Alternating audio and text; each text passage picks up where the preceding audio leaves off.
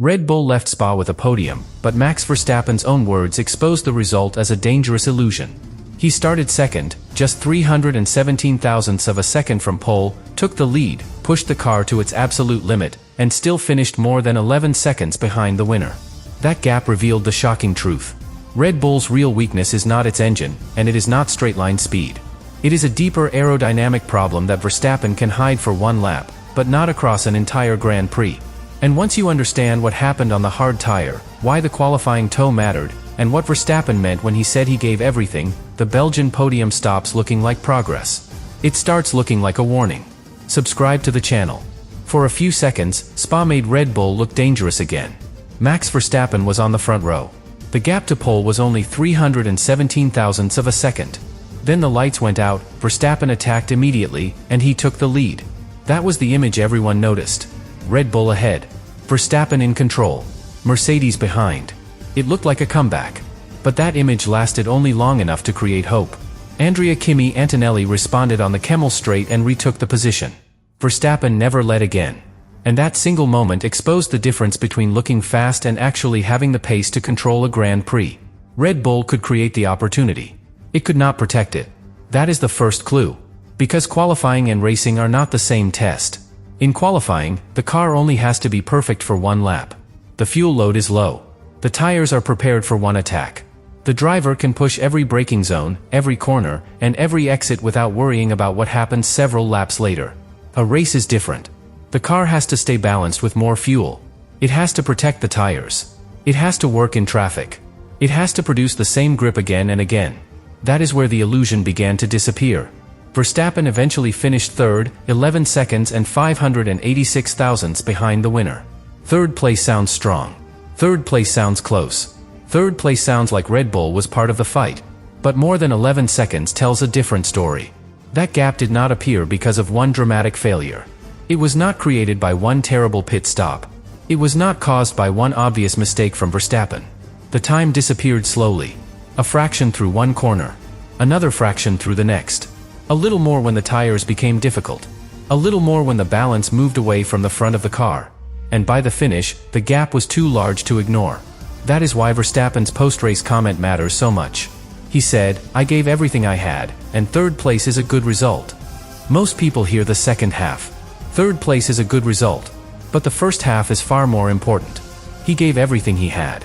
That means there was no hidden reserve. No extra pace waiting for the final laps.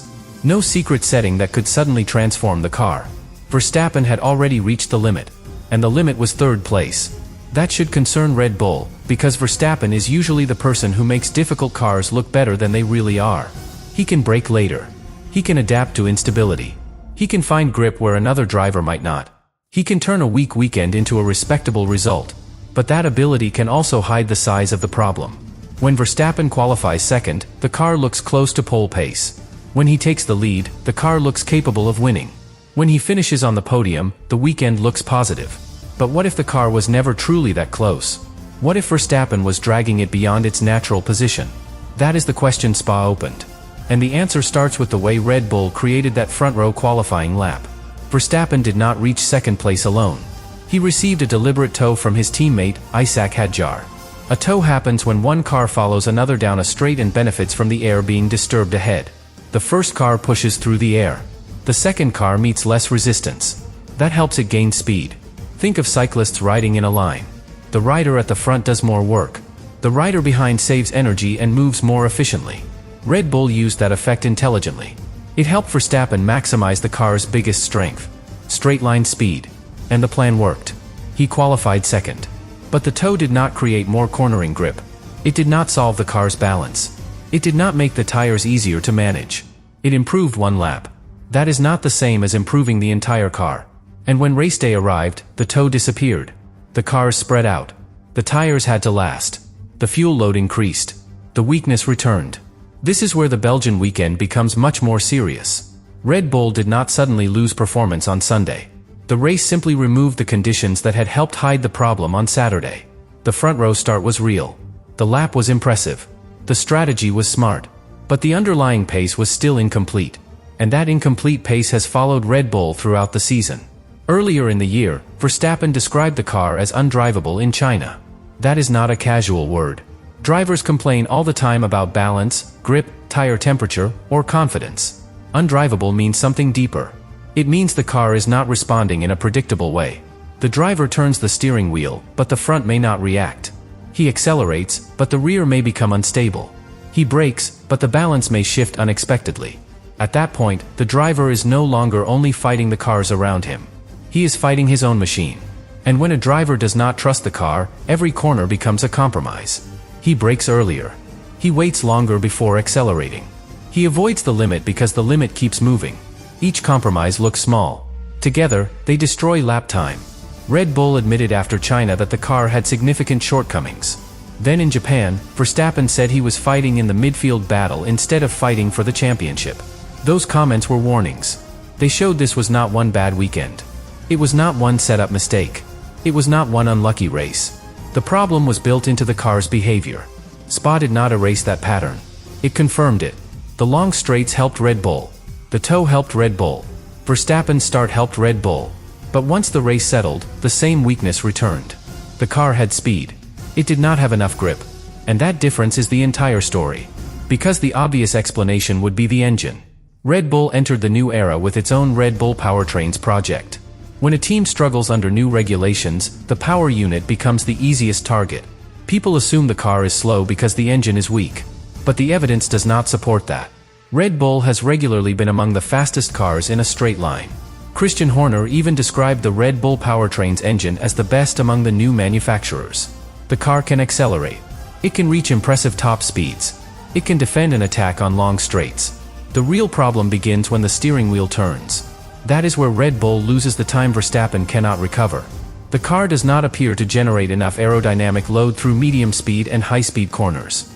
In simple terms, it is not being pushed into the track strongly enough. That force gives the tires grip. More grip means later braking. More confidence. More speed through the corner. Earlier acceleration on the exit. Without enough grip, the driver has to wait. And waiting is expensive. Imagine running across a slippery floor. On a straight line, you can still move quickly. But the moment you try to change direction, you slow down because you do not trust your feet. That is what Red Bull's car appears to be doing. Fast when the road is straight. Vulnerable when the road demands commitment. And at Spa, that trade-off became impossible to miss. The circuit rewards straight-line speed, but it also contains fast corners where confidence matters. Red Bull could look powerful on one part of the lap and lose time quietly on another. The speed trap created one impression.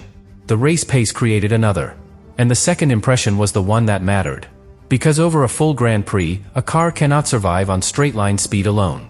It has to reach the straight with the tires under control. It has to exit the previous corner cleanly.